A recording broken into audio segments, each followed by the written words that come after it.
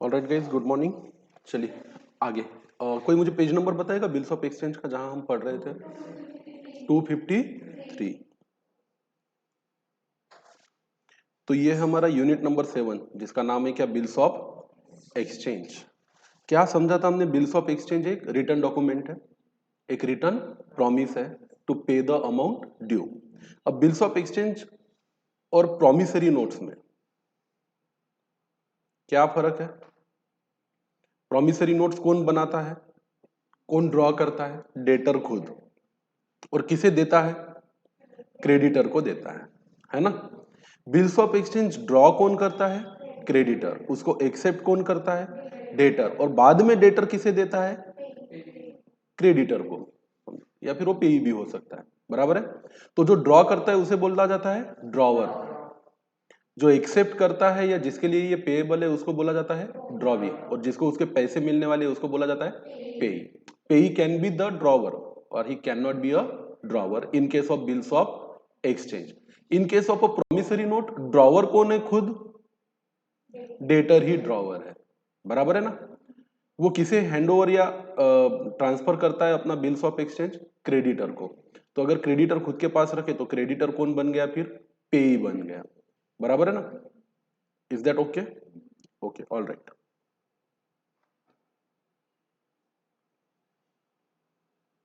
Parties to bill of exchange drawer, drawee और payee होता है। बराबर है ना। कितनी पार्टीज होती है बिल्स ऑफ एक्सचेंज में? 3। पार्टीज टू प्रोमिसरी नोट कितनी पार्टी होती है? प्रोमिसरी नोट में 2 ही पार्टी होती है। कौन कौन? एक होता है मेकर और ड्रॉवर, दूसरा होता है ड्रॉवी और क्या? पेई। Is that okay? जिस व्यक्ति पे बिल ड्रॉ किया गया है वो क्या बनता है? ड्रॉवी। तो बिल्स ऑफ एक्सचेंज के केस में डेटर जो होता है वो ड्रॉवी होता है, और प्रॉमिसरी नोट के केस में क्रेडिटर जो होता है वो क्या होता है? ड्रॉवी होता है। और डेटर खुद क्या होता है? ड्रॉवर होता है। Content of bills of exchange, जब आप एक बिल ऑफ एक्सचेंज बनाओ तो उसमें क्या क्या चीजें मौजूद होनी चाहिए? सबसे पहले तो उस पर होनी चाहिए क्या? डेट। क्या लिखा है देखो, the date on which bill has been draw. Bill कौन से तारीख को बनाया गया, ड्रॉ किया गया, लिखा गया, ये डेट उस पर मौजूद होनी चाहिए। Must be written on a right hand corner below the address of a drawer. Technique दी है, कहां लिखा होना चाहिए? राइट हैंड कॉर्नर पे, यहां। किसके नीचे? Below the address of a drawer. तो यहां पे खुद ड्रॉवर जो व्यक्ति है, जो क्रेडिटर है, वो अपना क्या लिखेगा? एड्रेस लिखेगा। और उसके नीचे क्या लिखेगा? डेट लिखेगा। इसका फॉर्मेट आता है कितने मार्क्स के लिए? 5 मार्क्स के लिए, कि draw the format of a bills of exchange. ये आपको बोर्ड में पूछा जाता है। तो आपको सटीक और बराबर से इसका ड्राफ्ट या प्रोफार्मा या फॉर्मेट बनाना है।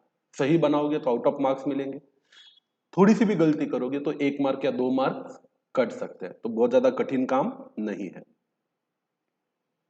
Date of bill is essential for calculation of a maturity date. ये तो एक क्रेडिट इंस्ट्रूमेंट है। बिल आज ड्रॉ करना है, एक्सेप्ट कल किया जाएगा हो सकता है, पर पैसा तो एक फ्यूचर डेट पे देना है। वो फ्यूचर डेट या मैच्योरिटी डेट क्या रहेगी? ये गिना जाएगा जिस दिन बिल क्या किया गया है? ड्रॉ किया गया है। नॉर्मल केस में इसको एक्सेप्शन भी है, मैं बताऊंगा बाद में। A bill without date has no meaning. मैं देने का वादा करता हूं 3 महीने बाद, पर 3 महीने गिनने के कहां से अगर उस पर ड्रॉ करने की क्या नहीं लिखी है? डेट ही नहीं लिखी है, तो फिर मतलब ही नहीं रहा, उसको कोई मीनिंग ही रहेगा नहीं। और उस बिल पे क्या होना चाहिए? Term. Term of a bill must be specified in month और डेज। आप 90 डेज, 30 डेज या 60 डेज या 3 मंथ, 1 मंथ या 2 मंथ, ऐसी टर्म्स को क्या कर सकते हो? यूज कर सकते हो। अगला, अमाउंट लिखी हुई होनी चाहिए। Amount of a bill in figures should be specified below the stamp, and amount in word must be specified in the body of a bill. तो अमाउंट 2 चीजों में लिखनी है। अमाउंट इन किस में लिखनी है बेटा? Figures. What is the meaning of amount in figure? ये हो गई 1 लाख। अमाउंट इन क्या? फिगर्स। और साथ ही साथ अमाउंट इन क्या होनी चाहिए? वर्ड्स भी होना चाहिए। ये की चीजें हैं। डेट कहां होनी चाहिए? टॉप राइट हैंड कॉर्नर पे, below the address of E drawer, मतलब एड्रेस ऑफ ड्रॉवर भी उतना ही जरूरी है। उसकी टर्म्स होनी चाहिए या तो मंथ में या तो डेज में, अमाउंट होनी चाहिए फिगर में भी और वर्ड्स में भी, और उस पे क्या लिखना जरूरी है? Stamp. A stamp of proper value according to the Indian Stamp Act should be affixed. Stamp paper दो प्रकार का होता है, एक ऐसा जो आपने देखा होगा, ये 100 रुपए का क्या है? स्टैम्प पेपर, और एक छोटा सा स्टैम्प आता है ऐसा जिसको रेवेन्यू स्टैम्प बोला जाता है। इस पे कौन सा स्टैंप लगाना है? स्टैंप एक्ट के हिसाब से रेवेन्यू स्टैंप लगाना है जिसकी कीमत कम होती है। अब कौन पार्टीज है to the bills of exchange? 3 party होती है ना? Name of a drawer, name of a drawee and payee and their address must be mention in the bills of exchange. कौन ड्रॉवर है, कौन ड्रॉवी है, और उसका एड्रेस, और आज के जमाने के हिसाब से उसका पैन कार्ड और आधार कार्ड भी, पर वो अपन नहीं लिखेंगे बोर्ड के फॉर्मेट में क्योंकि टेक्स्ट बुक में दिया हुआ नहीं है, ये काफी पुरानी चीजें थी।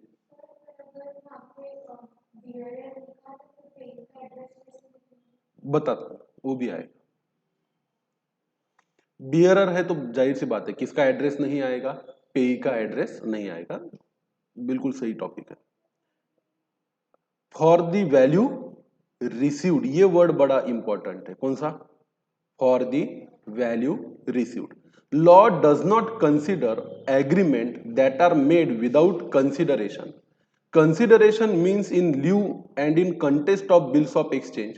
It means that bill is issued in exchange of some benefit received. आप देखो, एक व्यक्ति बोल रहा है कि मैं आपको देना लगता हूं, दूसरा व्यक्ति बोल रहा है मैं आपसे लेना लगता हूं। अगर पहले के केस में कोई देना लेना है ही नहीं किसी का, मतलब ना ए को देना लगता ना बी ए से लेना लगता, तो क्या एक दूसरे पे बिल ड्रॉ करना जायज है क्या? नहीं। अरे एक तो पहले माल बेचा होगा किसी ने माल खरीदा होगा, या किसी ने किससे पैसे उधार लिए होंगे, किसी ने किसी को पैसे उधार दिए होंगे। ये रिलेशन है दोनों में, या तो किसी को किसी से पैसे लेने होंगे या तो किसी को पैसे देने होंगे। तो आपको ये लिखना है वहां पे फॉर द वैल्यू रिसीव्ड। क्यों मैं आपको देना लग रहा हूं 1 लाख रुपया? क्योंकि मैंने 1 लाख रुपए की वैल्यू का कुछ ना कुछ इससे पहले आपसे रिसीव किया है। इसके एवज में, इसके बदले में, इसके ल्यू ऑफ में, कंसिडरेशन मतलब समथिंग इन रिटर्न के तौर पे मैं आपको क्या साइन करके दे रहा हूं? बिल्स ऑफ एक्सचेंज साइन करके दे रहा हूं। मतलब इसमें मेंशन किया जाएगा कि मैंने आपसे कोई ना कोई वैल्यू, कोई ना कोई कीमत पहले क्या की है? रिसीव की है। एग्जांपल के तौर पे आपने मेरे पास क्लास लगाई, मैंने आपको पढ़ाया, तो मैंने आपको 20,000 का कोर्स पढ़ा दिया, तो आपने 20,000 की वैल्यू मुझसे रिसीव की कि नहीं की? उसके बदले में मैं आप पे बिल ड्रॉ कर रहा हूं, आप उस बिल को क्या कर रहे हो? एक्सेप्ट कर रहे हो, और मुझे प्रॉमिस कर रहे हो कि 1 महीने बाद मैं आपको कितना रुपया दूंगा? 20,000 रुपया दूंगा, है ना? तभी तो मैं बिल ड्रॉ करने की ताकत रखता हूं, और आपको क्या करना पड़ेगा? उसे एक्सेप्ट करना पड़ेगा। तो ये वर्ड बड़ा इंपॉर्टेंट है, फॉर वैल्यू रिसीव्ड। उसके आगे क्या है? एक्सेप्टेंस। अब सिर्फ बिल आपने ड्रॉ कर दिया as a drawer, as a creditor, तो क्या वो बिल लायबल हो जाएगा क्या आपका डेटर उसको पे करने के लिए? नहीं, उसको उसे क्या करना होगा? एक्सेप्ट करना होगा साइन करके। The bill of exchange drawn by drawer is term as a draft. ये एमसीक्यू में पूछा जा सकता है आपको। किस पे पूछा जा सकता है? एमसीक्यू या फिल इन द ब्लैंक्स में पूछा जा सकता है। आपने ड्रॉ किया हुआ bill as a creditor, it is nothing but a draft. Draft मतलब क्या? जो अभी तक फाइनल हुआ नहीं है। आप मैसेज राइट करते हो, सेंड किया तो सेंड हो जाता, पर अगर ड्रॉ करके रखा, लिख कर रखा, तो वो क्या है? ड्राफ्ट है। It must be presented to the drawee for acceptance. तो ड्रॉवर का, क्रेडिटर का ये फर्ज बनता है कि उसने जो बिल ड्रॉ किया है, जो अभी तक सिर्फ ड्राफ्ट है, किसी के लिए वो ना तो बिल रिसीवेबल है, ना तो किसी के लिए वो बिल पेएबल है। जैसे ही ड्रॉवर सेंड करेगा ड्रॉवी के पास और ड्रॉवी करेगा उसे एक्सेप्ट, तो ड्रॉवी के लिए बन जाएगा वो बिल पेएबल और ड्रॉवर के लिए बन जाएगा बिल रिसीवेबल। तो किसे किसके पास भेजना चाहिए? क्रेडिटर ने खुद ड्रॉ करके किसके पास भेजना चाहिए? अपने डेटर के पास, कि भाई इसको क्या कर, आप क्या करो, इसे एक्सेप्ट करो। When the drawee signs with his name along with the date across the face of a bill, तो ये जो बिल बनाया ना आपने, यहाँ पे ड्रॉवी को क्या करना पड़ेगा, साइन करना पड़ेगा, नीचे अपना क्या लिखना पड़ेगा, नाम लिखना पड़ेगा, और साथ में क्या लिखनी पड़ेगी, डेट लिखनी पड़ेगी विद द वर्ड एक्सेप्टेड, और वहां पे ये भी लिखना पड़ेगा कि मैंने इसे क्या किया है, एक्सेप्ट किया है। The bill is said to be accepted and this act of drawee is called as a acceptance of bill. What is the meaning of then acceptance of bill? Drawee के द्वारा उस पे एक्सेप्टेड लिख के sign करना, अपना नाम लिखना, और जिस दिन एक्सेप्ट किया उस दिन उसकी क्या लिखना, डेट लिखना। Drawee can not be made liable for payment of bills of exchange before the acceptance of a bill. जाहिर सी बात है, आप तो एज अ ड्रॉवर कुछ भी ड्रॉ कर सकते हो। आपने खड़े खड़े मुझ पे 2 करोड़ का बिल ड्रॉ कर दिया, तो क्या मैं लाइबल हो गया क्या? नहीं। पर अगर मैंने उसे एक्सेप्ट किया तो मैं लाइबल हूं। Only the acceptance of draft become the bills of exchange. Draft जब एक्सेप्ट किया जाता है तभी वो बनता है क्या, बिल्स ऑफ एक्सचेंज। मतलब क्रेडिटर के लिए बन जाएगा वो बिल रिसीवेबल, और डेटर के लिए बन जाएगा वो बिल पेएबल। इसके लिए एसेट होगा तो इसके लिए लायबिलिटी होगी। Additional information, the Indian Stamp act 1899 of government of India is in force for charging stamp duty on instrument recording transaction. तो आज भी रियल लाइफ में बैंक्स में जो भी बिल्स ऑफ एक्सचेंज के क्या होते हैं, ट्रांजैक्शन होते हैं, इसमें स्टैंप कितने रुपए का लगाना चाहिए, ये तय करने वाला कानून आज भी इंडियन स्टैंप एक्ट है, और वो काफी पुराना है। समय समय के साथ उस जमाने में हुआ रहेगा 2 आने का, 3 आने का स्टैंप, फिर 4 आने का स्टैंप, फिर 50 पैसे का स्टैंप, और समय के साथ इस स्टैंप की क्या बढ़ते चली गई, वैल्यू बढ़ते चली गई, क्योंकि पहले 2 आना, 4 आना, 5 आना काफी कीमती हुआ करता था। आगे आते हैं, ये बड़ा इंपॉर्टेंट है। बड़ा मतलब क्या, most important, very very very important. कितने मार्क्स के लिए आएगा बोर्ड में, 5 मार्क के लिए। इसको क्या बोला गया है, draw the specimen of bills of exchange. तो वैसे तो आपके पास ऑप्शन रहेंगे मल्टीपल चॉइस क्वेश्चन सॉल्व करने के लिए, मैंने आपको फॉर्मेट बताऊंगा, थोड़ा सा सिलेबस आगे बढ़ेगा तो 12th स्टैंडर्ड का, but it is the one of the. तो ये है, ऊपर लिखना है क्या, बिल ऑफ एक्सचेंज। यहाँ पे ड्रॉवर का नाम, ड्रॉवर का एड्रेस और डेट ऑफ बिल ड्रॉन, इसको लर्न करना है। इसको आप पहले तो होमवर्क मार्क करोगे, घर से क्या करके लाओगे, बना के लाओगे, ताकि प्रैक्टिस हो जाए। यहां पे आपको जो भी स्टैंप होगा वो लगाना है, उसकी वैल्यू लिखने की जरूरत नहीं है। ये समय समय पे स्टैंप की वैल्यू सरकार के निर्देशों के अनुसार बदलते रहती है। रुपीस, जैसे यहां पे लिखना है फिगर में, बराबर है, 1 लाख रुपया, 10 लाख रुपया, 2 लाख रुपया, 20,000 रुपया जैसा। डैश आफ्टर डेट पे मिस्टर और मिसेस, तो क्या है ये, बेरर बिल्स ऑफ एक्सचेंज नहीं है। इसमें पेई का क्या लिखा जा रहा है, नाम लिखा जा रहा है। पीरियड ऑफ बिल, मतलब यहां लिख सकते हो 180 डेज आफ्टर डेट, या आप इसके जगह पे लिख सकते हो 3 मंथ्स आफ्टर डेट। पर ये आपको ब्लैंक छोड़ना है जब आप क्या लगाओगे, फॉर्मेट बनाओगे। इसमें क्या लिखना है आपको, पीरियड ऑफ बिल, जो कि हो सकता है डेज में या तो हो सकता है किस में, मंथ में। तो यहां आप लिखोगे 3 month after date pay to mister XYZ, or his or her order a sum of rupees, यहां पे लिखना है अमाउंट इन क्या, वर्ड। जैसे आप लिखोगे यहां पे 1 लाख रुपीज। तो फॉर्मेट बनाते वक्त आपको 2 टाइप के दिए जा सकते हैं क्वेश्चन, या तो उसमें डेट, एड्रेस, अमाउंट, ये सब कुछ क्या किया रहेगा, मेंशन किया रहेगा, और आपसे बोला जाएगा कि इसका क्या बनाइए, specimen of bills of exchange बनाइए। या ये सब नहीं दिया जाएगा तो आपको एक ब्लैंक डैश डाल के क्या बनाना है, बिल ऑफ एक्सचेंज। पर ये चीजें उसमें मेंशन करनी है कि यहाँ पे आपको लिखना है पीरियड ऑफ बिल, यहाँ पे लिखना है नेम एंड एड्रेस ऑफ क्या, पे, यहाँ पे लिखना है अमाउंट इन वर्ड, यहाँ लिखना है amount in figures, only for the value received, और ये वर्ड यहां पे होना चाहिए।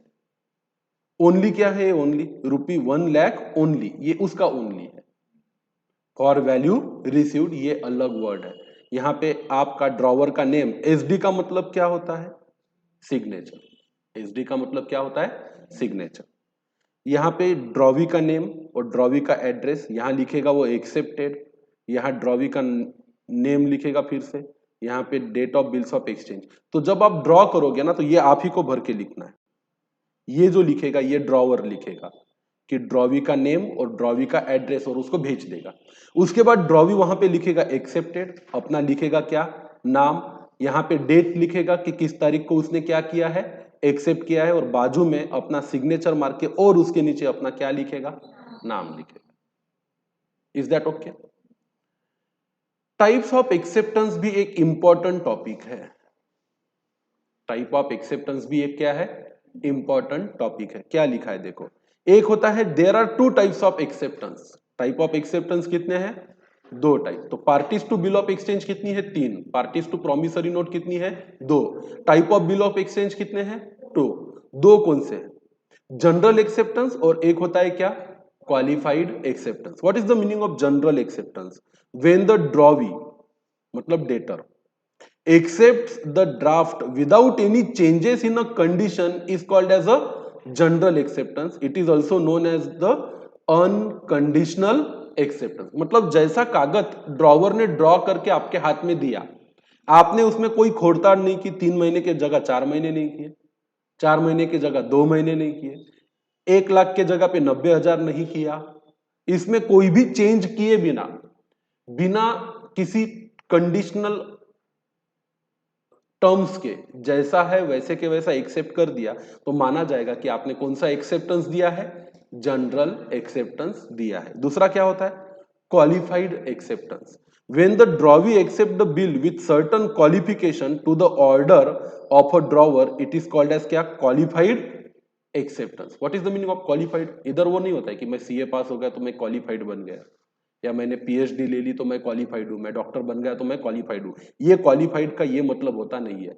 आपके विचारों से मैं सहमत नहीं हूं, मेरे विचार अलग है, तो आप इसको इंग्लिश में बोल सकते हैं I have a qualified opinion. क्या बोल सकते हो, I have a qualified opinion. अगर मैं बोल दूं कि कल से कंपलसरी है ऑफलाइन आना, आप कुछ लोगों को पटेगा, कुछ लोगों को नहीं पटेगा, तो जिसको नहीं पटेगा जो मैंने बोला है वो क्या बोलेगा, sorry sir, I have a qualified opinion, मेरे विचार आपके विचारों से भिन्न है, मैं आपके कही हुई बात से सहमत नहीं हूं। Are you getting my point? तो अगर आपने इसमें दिए हुए टर्म्स में कुछ भी चेंज करके बाद में उसको एक्सेप्ट किया, तो इसे माना जाएगा कि आपने कौन सा एक्सेप्टेंस दिया है, क्वालिफाइड एक्सेप्टेंस दिया है। कर सकता है ना वो कि मैंने बिल भेज दिया 1 लाख का, वो बोलता है नहीं नहीं नहीं नहीं नहीं, थोड़ा माल खराब था, 1 लाख नहीं, मैं 90,000 दूंगा। तो इसने बोल दिया ठीक है, वहां 1 लाख को काट के अपनी साइन करके कितना लिख दे, 90,000 लिख दे। तो यहाँ काटो, उसको काटने के बाद वहां पे क्या करो, अपनी सिग्नेचर करो और नीचे एक्सेप्ट कर दो, तो ये बन जाएगा आपका qualified acceptance. Is that okay? चलो, आप भी तो क्वालिफाइड एक्सेप्टेंस देते हो। मैं फोन करके बोलता हूँ पेरेंट को बोलो 20,000 भरे, फिर आप पेरेंट से लाते हो 10,000, मैं बोलता हूँ 10,000 फीस पे करने, बोलो आप लाते हो 5,000। वो आपका अपने आप में क्या है, एक प्रकार का मेरी कही हुई बातों को क्वालिफाइड एक्सेप्टेंस ही तो है। जितना बोला उतना नहीं लाए आप, मैंने 10 बोला आपने 5 लाए, मैंने 20 बोला आपने 10 लाए। होता है कि नहीं होता है ऐसा? चलिए, following are the types of qualified acceptance. क्या क्या चेंज किया जा सकता है, बराबर है। पहले तो आप क्वालिफाइड एज टू क्या, time. When the drawee accept the bill subject to change in a tenure or term of bill, it is known as the qualified acceptance as to time. उसने बोला था 2 महीने, आपने उसको कर दिया 3 महीने। फिर हो सकता है qualified as to place. When the drawee mention that bill will be payable at a particular place only, it is known as the qualified acceptance as to place. तो इसने तो बोल दिया कि मैं पे करूंगा, पर अब मैं चाहता हूं कि मैं पुणे में पे ना करूं, मुझे इसका पेमेंट करना है मुंबई में। तो आपको अगर 3 महीने बाद पैसे चाहिए तो कहां आइए पैसे लेने, मुंबई आए। तो मैंने उसमें एक मेरी टर्म्स एंड कंडीशन डाली कि मेरे लिए 3 महीने बाद पुणे में पेमेंट करना संभव नहीं होगा। तो एक टर्म नीचे लिख दी मैंने, यहां पे मैं लिखूंगा qualification, please collect the amount of bill on due date at my office Mumbai. और ऑफिस का नीचे क्या लिख दिया मैंने, एड्रेस। तो मैंने उसमें अपना एक क्या दिया है, qualification, qualified as to amount. When the drawee accept the bills for a part of a amount of a bill, it is known as the qualified to the amount। आपने बिल रेज किया था या draw किया था 1 लाख का, मैंने उसके जगह पे लिख दिया 1 लाख नहीं 80,000 रुपीज पे करूंगा, तो ये क्वालिफाइड एज टू क्या हो गया, अमाउंट हो गया। क्वालिफाइड एज टू क्या, पार्टीज भी हो सकता है। When the drawee is not ready to pay the amount of bill to the payee named in the bill, it is known as the qualified acceptance to the क्या, party. तो यहां पे हम दो चीजें मेंशन करते हैं बिल ऑफ एक्सचेंज में, एक तो मिस्टर और मिसेस XYZ को दीजिए, या तो हिज ऑर्डर पे जिसको देना है उसको दे दीजिए, मतलब वो किसी को एंडोर्स करेगा तो उसको दे दीजिए। अब मैं नहीं चाहता कि XYZ को दो, बोला नहीं नहीं नहीं नहीं, तू तेरे माध्यम से माल बुलाया था मैंने, पर मुझे पैसा XYZ को नहीं, मुझे किसको देना है, ABC को, तो मैं ABC को पेमेंट करूंगा।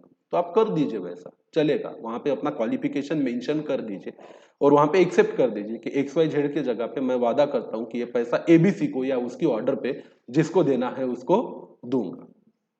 क्वालिफाइड एज टू क्या, condition, when drawee accept the bill subject to certain condition being fulfilled by the drawer, it is known as the qualified acceptance. तो ये हो सकता है, देखो मैंने ऑर्डर दिया, मेरे सप्लायर ने, मेरे क्रेडिटर ने माल पैक करके रख दिया एक बॉक्स जिसमें सोने, हीरे, चांदी, इसके जवाहरात है, इसकी कीमत है 10 लाख रुपए। उसने क्या किया, 10 लाख रुपए का इनवॉइस और 10 लाख रुपए का बिल मेरे ऑफिस में भेज दिया एक्सेप्ट करने को। अब मैंने बोला कि हाँ मैं देना लगता हूं, पर तब ये अप्लीकेबल होगा जब ये कंसाइनमेंट, ये पार्सल मेरे हाथ में आएगा। अभी तक आपने भेजा है क्या, नहीं, मैं साइन कर दूं और आपने कल भेजने से मना कर दिया तो मेरी तो लायबिलिटी हो गई ना पैसा देने की।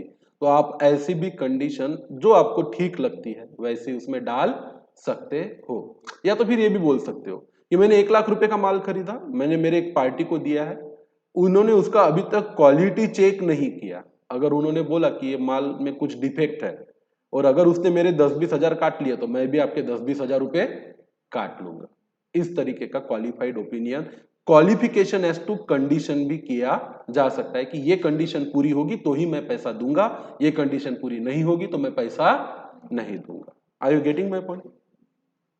Illustration, format of after date bill with general क्या, acceptance. What is the meaning of after date bill? फिर देखो यहां आपने क्या लिखा है कि 180 डेज आफ्टर डेट, इस तारीख के बाद 180 दिन में क्या दूंगा मैं, पैसे दूंगा। कौन सी तारीख के बाद, जिस दिन बिल क्या किया गया है, ड्रॉ किया गया है, जिस दिन बिल क्या किया गया है, ड्रॉ किया गया। इस तारीख के बाद 180 दिन के बाद मैं आपको क्या दूंगा, पैसा दूंगा।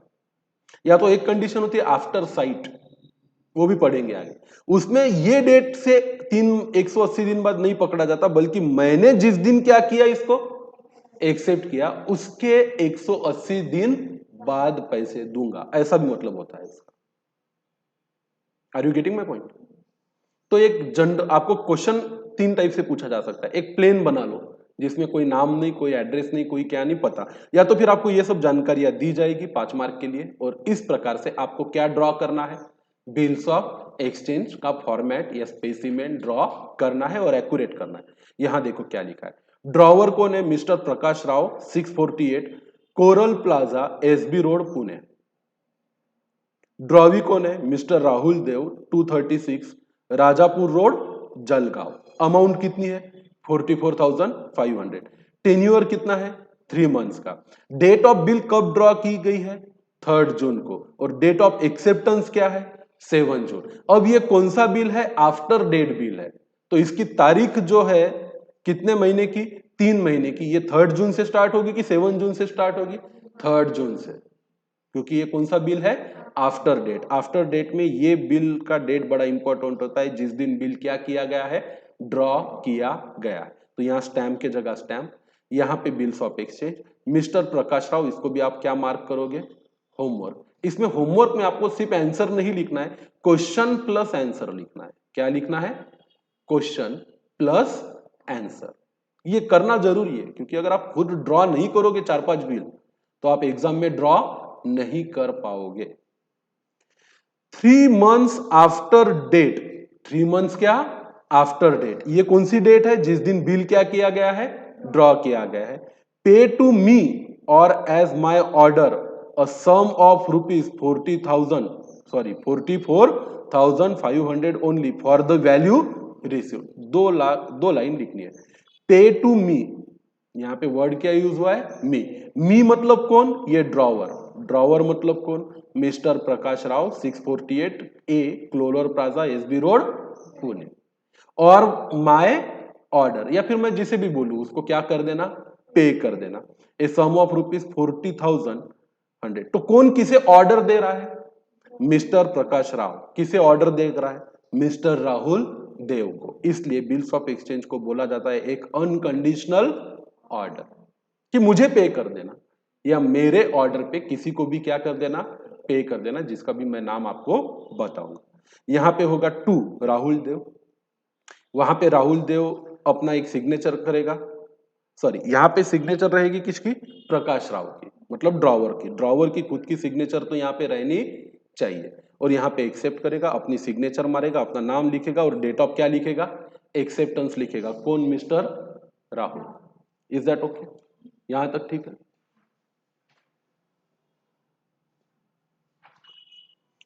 इसको भी आपको होमवर्क मार्क करना है, क्वेश्चन प्लस आंसर। क्वेश्चन लिखना है और बाद में उसका क्या लिखना है, आंसर लिखना है। जैसा दिख रहा है वैसा का वैसा। फॉर्मेट आफ्टर डेट बिल है with general acceptance as payee's name क्या गिवन। ड्रॉवर है mister Mukund Desai, number 40 Heritage Heights Nagpur.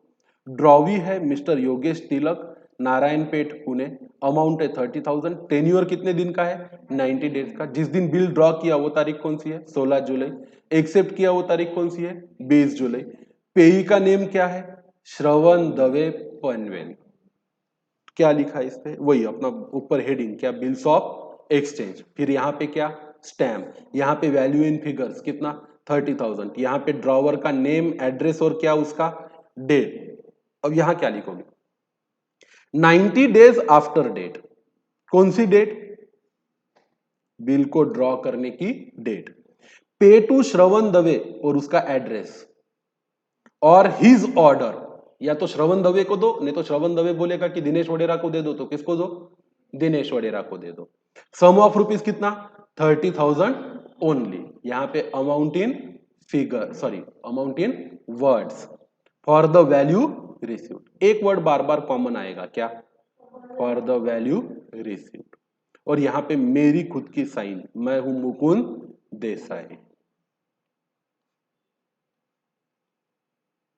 और यहां पे मेरा क्या, एड्रेस। और यहां पे एक्सेप्ट करेगा उसको, अपनी सिग्नेचर मारेगा, कौन, योगेश तिलक। और जिस दिन एक्सेप्ट करेगा उसकी डेट रहेगी। इज दैट ओके यहां तक। अब एक बिल होता है आफ्टर साइट बिल। एक बिल कौन सा बिल होता है, आफ्टर साइट। तो देखो क्या दिया है, Anirudh Patil 37A ICC tower Goregaon Mumbai drew a bill on 23rd January 2020 for 57,450. Bill was drawn for 2 months after sight, मतलब ये बिल तब से गिना जाएगा 2 महीने का पीरियड जिस दिन मिस्टर शांति इसको क्या करेगा, एक्सेप्ट करेगा, साइन करेगा। On Shanti Vishwakarma number 43 Bhosale Nagar Solapur payable to Shyamlal Shyam Shyamala Kate Nashik, the bill was accepted on 27 January 2020। ये भी यहां पे भी रहेगा नाम क्या, ऊपर हेडिंग बिल्स ऑफ एक्सचेंज, उसके इधर लेफ्ट हैंड कॉर्नर पे स्टैम्प, इधर में क्या रहेगा उसका अमाउंट इन फिगर्स। यहाँ पे ड्रॉ करने वाले का नाम, एड्रेस और जिस दिन ड्रॉ किया वो क्या, डेट। यहां लिखेगा 2 मंथ आफ्टर साइट। ये क्या लिखा है यहाँ पे, 2 मंथ आफ्टर साइट, मतलब जिस दिन आपने देखा, आपने मतलब किसने, एक्सेप्ट करने वाले ने, उसके नजर में ये बिल जिस दिन आया या जिस दिन उसने उस पर क्या की, साइन की, तो आफ्टर साइट की डेट कहां से गिनी जाएगी, 27 जनवरी से। भले ही बिल ड्रॉ कब किया है, 23 जनवरी। तो ये 2 महीने का पीरियड कब दिखा जाएगा, जिस दिन मिस्टर शांति विश्वकर्मा ने उसको क्या किया, एक्सेप्ट किया। 2 months after site, pay to Shamla Kate, Nasik, or her order a sum of rupees 57,450 only for the value received. यहाँ पे बिल ड्रॉ करने वाले की क्या रहेगी? सिग्नेचर रहेगी. ये भी आपके लिए होमवर्क है विथ क्वेश्चन प्लस आंसर. आपके कॉपी में क्वेश्चन भी होना चाहिए, हेडिंग भी होना चाहिए और उसका क्या होना चाहिए? Answer. For the sake of practice. Format learn देख के होते नहीं है, इसको करके देखना जरूरी है. यहां पे जिसको भेज रहे हो एक्सेप्ट करने उसका एड्रेस होना चाहिए. फिर और दिया है इलुस्ट्रेशन 4. इसको भी आप होमवर्क मार्क करोगे क्वेश्चन प्लस आंसर के फॉर्म में. क्वेश्चन भी लिखोगे और उसके बाद ही उसका क्या लिखोगे? आंसर लिखोगे. ऐसा नहीं कि सिर्फ बना के लेके आ गए. क्वालिफाइड एक्सेप्टेंस एज टू क्या? अमाउंट. अमाउंट को लेके क्वालिफिकेशन दिया जा रहा है. क्या है? Prepare the format of a bills of exchange from the following details. Mister Amol Sane 42 Gangadham MG road Ratnagiri draws a 45 days bill on Mrs. Sagarika माने 345 कामठेकर road Pune for rupees 18,750 on 1st March 2020 which was accepted on 4th March. अभी accepted किया तो ये कौन सा bill है? After date है कि आफ्टर साइट है? ऐसा कुछ दिया हुआ नहीं है. तो हमेशा कुछ दिया नहीं रहा तो बाय डिफॉल्ट इसको क्या मानने का? आफ्टर डेट मानने का. अगर कुछ नहीं दिया तो bill is always the after date bill and not the after sight bill. बराबर है? तो यहां हमेशा की तरह हेडिंग क्या रहेगा? Bills of exchange. उसके नीचे उसका स्टैंप. अमाउंट इन क्या? फिगर्स. यहां पर जिसने ड्रॉ किया उसका नाम, एड्रेस और जिस दिन ड्रॉ किया वो क्या? डेट. कुछ नहीं दिया है बिल में कि ये आफ्टर डेट है या आफ्टर साइट है, तो बाय डिफॉल्ट अपने मन से कभी भी आफ्टर साइट लेने का नहीं. It is always the after date. क्या लिखा है? 45 days after date pay to me or on my order sum of rupees 18,750 only for the value received. और यहां पे रहेगा सिग्नेचर जिसने ड्रॉ किया है उसका. यहां पे रहेगा एड्रेस्ड जिसने ड्रॉ किया है. अब ये यहां पे क्वालिफिकेशन डाल रहा है. किसको लेके क्वालिफिकेशन डाल रहा है? अमाउंट को. क्या लिखेगा? Accepted for 15,000 only. बिल कितने का था? 18,715 का. एक्सेप्ट कितने के लिए किया जा रहा है? 15,000. यहां पे सिग्नेचर, नाम और जिस दिन एक्सेप्ट किया उसकी तारीख. इसको भी होमवर्क करेंगे हम. Question number 5. Qualified acceptance as to क्या? टाइम. इसको भी आप क्वेश्चन प्लस आंसर के फॉर्मेट में होमवर्क करोगे. ये मुझे कल आपकी कॉपी में दिखना चाहिए सबकी. Partners of Nirja publishing house, Nariman point, Mumbai, Sameer Gupta. Partner कौन है? Sameer Gupta. Draws a bills of exchange for 1 month on 9 February 2020 for rupees 62,000 on Namrata Kokil Panvel road Kharghar Mumbai payable as to Messrs Vidya traders Lonavala. मैं बोल रहा हूं कि मेसर्स विद्या ट्रेडर्स लोनावला को या उसके ऑर्डर पे वो जिसको बोले उसको क्या पे कर दो? पैसे 62,000 एक महीने बाद पे कर दो. The bill was accepted on the same day for कितना महीना? 2 महीना. तो बस वही यहां पे बिल्स ऑफ एक्सचेंज. यहां ड्रॉ करने वाले का नाम, एड्रेस और उसका डेट, स्टैंप और यहां पे रुपीज इन क्या? फिगर्स. 1 month after date. देखो यहां पे भी स्पेसिफाई नहीं किया था तो क्या लिया इसको? 1 month after date. Pay to Mrs Vidya traders Lonavala for or their order a sum of rupees 62,000 only for the value received. जिसने ड्रॉ किया उसका एड्रेस. अगर वो किसी नाम और सिग्नेचर. अगर वो किसी पार्टनरशिप फर्म का क्या है? पार्टनर है तो नीचे partner of Nirja publishing house. अगर वो कंपनी का डायरेक्टर होता तो director of Nirja publishing house limited ऐसा लिखता, अपना डिजिग्नेशन लिखता. यहां पे जिसने ड्रॉ किया है उसका एड्रेस और जो एक्सेप्ट कर रहा है वो अपना यहां क्वालिफिकेशन डाल रहा है. इसके ऊपर एक लाइन और नीचे एक लाइन ऐसी की ऐसी खींचना जरूरी है बोर्ड के हिसाब से. एक्सेप्टेड फॉर 1 महीने की जगह कितना महीना? 2 महीना. सिग्नेचर एक्सेप्ट करने वाले की, उसका नाम और जिस दिन एक्सेप्ट किया उसकी तारीख. बराबर है? Illustration number 6 with question plus answer. आप इसे क्या मार्क करोगे? होमवर्क मार्क करोगे। Prepare the format of bills of exchange from following details. Drawer है केदार पाटिल, ड्रॉवी है गौरी मुले, डेट है बिल ड्रॉ करने की 14 अगस्त, एक्सेप्ट की 17 अगस्त को, अमाउंट है 38,400 और इसका टाइप कौन सा है? Demand bill. अब देखो डिमांड बिल में क्या फर्क आता है, वही बिल ऑफ एक्सचेंज का हेडिंग तो रहेगा, ड्रॉवर का नाम एड्रेस और जिस दिन ड्रॉ किया वो रहेगा, यहां पे स्टैंप रहेगा, यहां पे अमाउंट इन फिगर्स रहेगी। ऑन डिमांड इधर कहीं पे भी क्या नहीं डाला, टाइम, टेन्योर या टर्म मेंशन किया हुआ नहीं है कि कब देना है। ऐसे बिल में जहां पे टाइम, टेन्योर और समय दिया जाता नहीं है, ऐसे बिल को बोला जाता है कौन सा बिल? Demand bill. Are you getting my point? तो कैसे पे करना है आपको? ऑन डिमांड पे करना है। तो on demand pay to me और my order a sum of rupees 38,740 only for the value receive. जिसने ड्रॉ किया उसकी सिग्नेचर, जिसने जिस पे ड्रॉ किया और जिसको एक्सेप्ट करने के लिए भेज रहे टू पे उसका एड्रेस, एक्सेप्ट सिग्नेचर, नाम और date. Note for period of bill is not mention, इसको भी लिखना है आपको होमवर्क में। In the demand bill amount to be paid by the acceptor on presentation of a bill by the drawer. तो बस वचन दे दो कि पैसा देने वाला हूं। कब देना है? तो जब मैं डिमांड करूंगा तब मुझे क्या देना? पैसा। या तो मेरे ऑर्डर पे जो भी डिमांड करेगा उसको उस समय क्या देना? इसके पैसे देने। तो it is as good as cash. अब एक है फॉर्मेट ऑफ क्या? Promissory note. इसे भी आप क्या मार्क करोगे? होमवर्क मार्क करोगे। इसमें दो ही पार्टी रहती है, एक रहता है ड्रॉवर जो खुद डेटर होता है, और एक होता है ड्रॉवी या पेई जो क्रेडिटर होता है। यहां पे वही बिल्स ऑफ एक्सचेंज की जगह हेडिंग में क्या आएगा? Promissory note. यहां डेटर का नाम, एड्रेस और क्या, जिस दिन वो प्रॉमिसरी नोट को ड्रॉ कर रहा है उसका डेट, स्टैंप, यहां पे अमाउंट क्या लिखेगा? 3 मंथ आफ्टर डेट। अब यहां वर्डिंग्स चेंज हो जाएंगे। यहां वर्डिंग्स आएगा क्या? I promise to pay mister Bina Sharma or her order a sum of rupees 20,000 only for the value received. यहां पर किसी को भेजना तो है नहीं इसको एक्सेप्ट करने के लिए, ये तो हम किसी और के पास एक्सेप्ट करने के लिए भेज नहीं रहे, क्योंकि मैं खुद ही ड्रॉ कर रहा हूं और मैं खुद ही लायबल हूं उसका क्या देने के लिए? पेमेंट देने के लिए। तो मेरी खुद की सिग्नेचर। और किसको भेज रहे हो आप ये बिल? Mister been.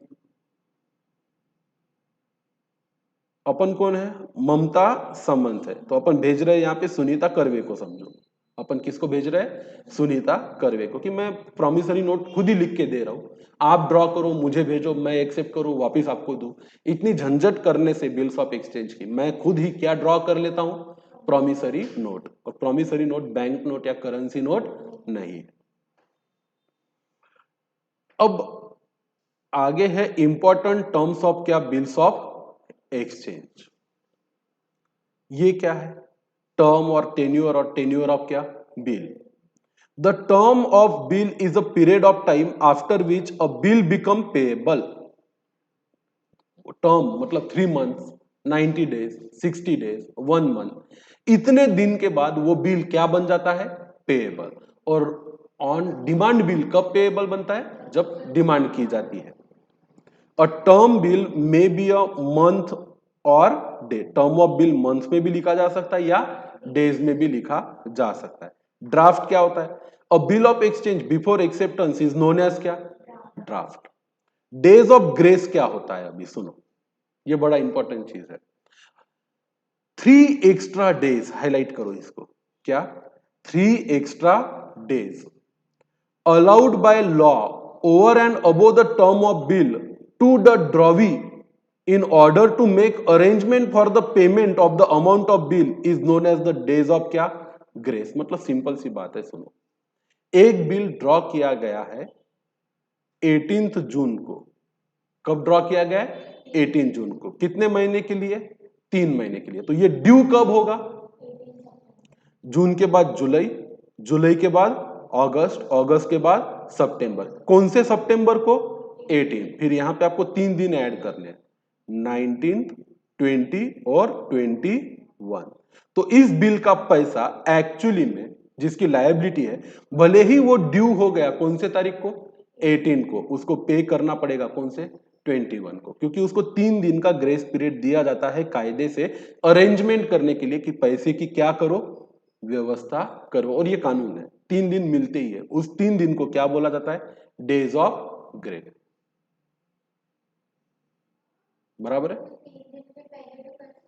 हाँ, पहले करने में वो है अपने सिलेबस में आगे, आप पहले भी बिल का पैसा दे सकते हो, 3 महीने के बिल का पैसा 1 महीने में भी दे सकते हो, उसमें कोई दिक्कत नहीं है। अब मेरी बात सुनो, ये जो ड्यू डेट है 3 महीने बाद की, इसको बोला जाता है नॉमिनल ड्यू डेट। लिखो इसके नीचे, पता नहीं यहां पे लिखा हुआ है या नहीं, ठीक है, यहां पे लिखो date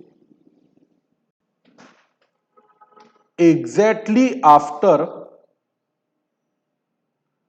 term is equal to nominal due date, is equal to nominal due date. Exactly after term जो डेट आती है उसको कौन सी ड्यू डेट बोली जाती है, नॉमिनल ड्यू डेट। और नीचे एक फार्मूला लिखो, नॉमिनल ड्यू डेट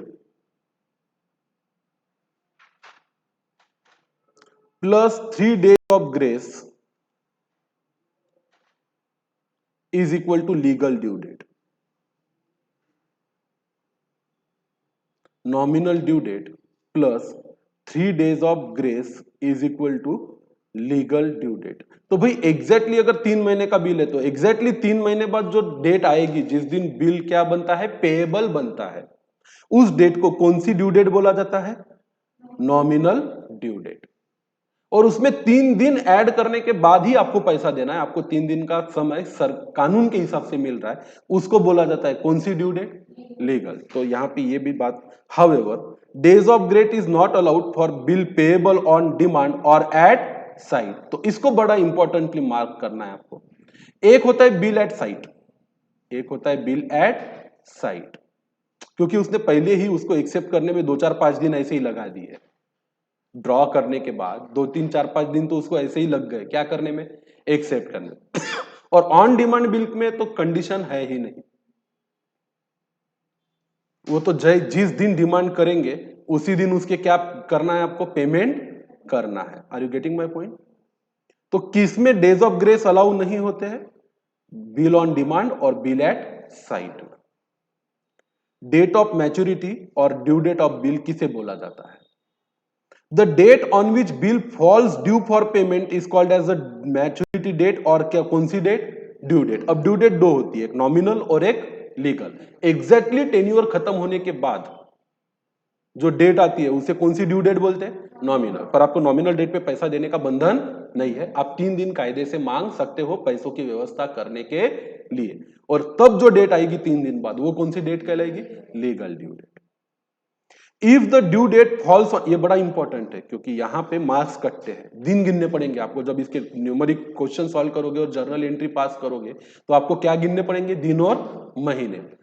अब ये बहुत ध्यान से सुनो, इसको very very very important mark करेंगे। क्या लिखा है देखो, if due date falls on a public holiday the payment of bill is to be made on the preceding working days. अब देखो पब्लिक हॉलीडे मतलब क्या, 26 जनवरी और 15 अगस्त। अब सब सारी दुनिया को पता है 26 जनवरी, 15 अगस्त, 2 अक्टूबर, इन दिन को तो पूरे भारत में क्या रहती, छुट्टी। और ये क्या टाइम समय पे आता क्या कि कल लॉकडाउन है करके 25-15 अगस्त का, नहीं ना, पहले से ही पता रहता। अब जब आपको पहले से ही पता है कि मुझे पैसा जिस दिन देना है वो डेट 15 अगस्त या कब आ रही है, 26 जनवरी को। पैसा मतलब किसकी बात कर रहा हूं मैं, लीगल ड्यू डेट की। किसकी बात कर रहा हूं, लीगल ड्यू डेट की। इफ द, यहां पे चाहो तो वर्ड लिख लो लीगल, मतलब 3 दिन ऐड करने के बाद। ये ड्यू डेट ही वर्ड यूज किया है ना इन्होंने, उसके जगह आप वर्ड यूज कर लो कौन सी ड्यू डेट, लीगल, जिस दिन एक्चुअली में पैसा देना है।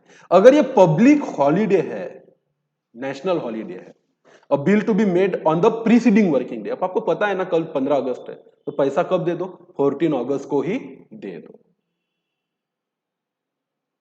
For example if the due date of bill is 26 January और 15 August which is a public holiday, then payment करना पड़ेगा आपको 25 जनवरी को या 14 अगस्त को। ये ऐसा ही क्वेश्चन एग्जाम में आता है जहां पे एग्जैक्टली सब 3 दिन ऐड करने के बाद ड्यू डेट कब आती है, 15 अगस्त को, और जर्नल एंट्री अगर आपने 15 की ली तो 1 मार्क काट जाएगा वो। समझ में आ रही है बात? However, if the due date for some reason has been declared as an emergency holiday, आजकल तो बहुत लगते हैं ऐसे, जिसको हम क्या नाम देते हैं, लॉकडाउन नाम देते हैं। The payment of bill must be made on the immediate next. अब मुझे थोड़ी पता था कि आज क्या बंद रहेगी, बैंक बंद रहेगी या हॉलीडे रहेगा, तो आज नहीं कर सकता मैं पेमेंट, तो मैं पेमेंट कब करूंगा, नेक्स्ट डे करूंगा। अगर इमरजेंसी है तो ही नेक्स्ट डे, पहले से ही पता है कि छुट्टी रहने वाली है तो एक दिन पहले ही आपको उसका क्या कर देना चाहिए, पेमेंट कर देना चाहिए। अच्छा, नीचे दिया है उन्होंने टाइप्स ऑफ क्या, ड्यू डेट। एक होता है nominal due date, date which is calculated without adding the date of grace is called as a कौन सा due date, nominal due date. और लीगल ड्यू डेट क्या है, date which is arrived after adding the 3 days of grace to the nominal due date is known as the legal due date. Calculation of due date का जो topic है वो अपन cover करेंगे कल। तो ये जो सॉल्व है ये आपको स्पेसिमेन क्या करने हैं, आपके बनाने हैं। और भी बहुत कुछ है, मतलब इसमें थ्योरेटिकल जब तक आप पूरी चीजें समझते नहीं हो, प्रैक्टिकल क्वेश्चन सॉल्व तो हो जाएंगे। प्रैक्टिकल काफी आसान है, but theoretical there is lot of thing. और वैसे मैं बहुत ज्यादा वर्ड टू वर्ड थ्योरी लेता नहीं हूं, मतलब एक तो आपको ज्यादातर चीजें पता ही होती है। फिर आती है इसमें जर्नल एंट्रीज, हमेशा की तरह जैसी जर्नल एंट्री होती है, इसका भी हॉनर होता है और क्या हो सकता है, डिसऑनर भी तो हो सकता है। अगर इंसॉल्वेंटी हो जाए, कौन,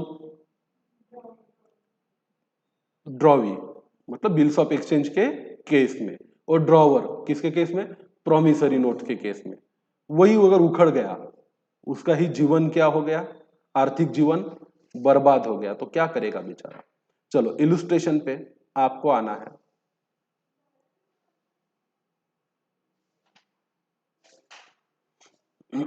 यहां पे कोई फॉर्मेट बनाने का क्वेश्चन है क्या, प्रोफार्मा बनाने का क्वेश्चन है क्या, स्पेसिमेन बनाने का क्वेश्चन है क्या, तो मुझे नहीं लगता है।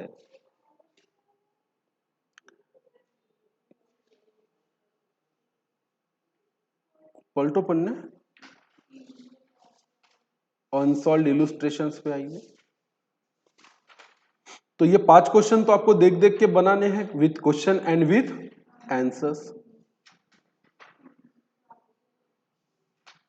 कल का लेक्चर बड़ा इंपॉर्टेंट रहेगा, कौन सा, जहां पे हम क्या कैलकुलेट करना सीखेंगे, नॉमिनल ड्यू डेट और लीगल ड्यू डेट।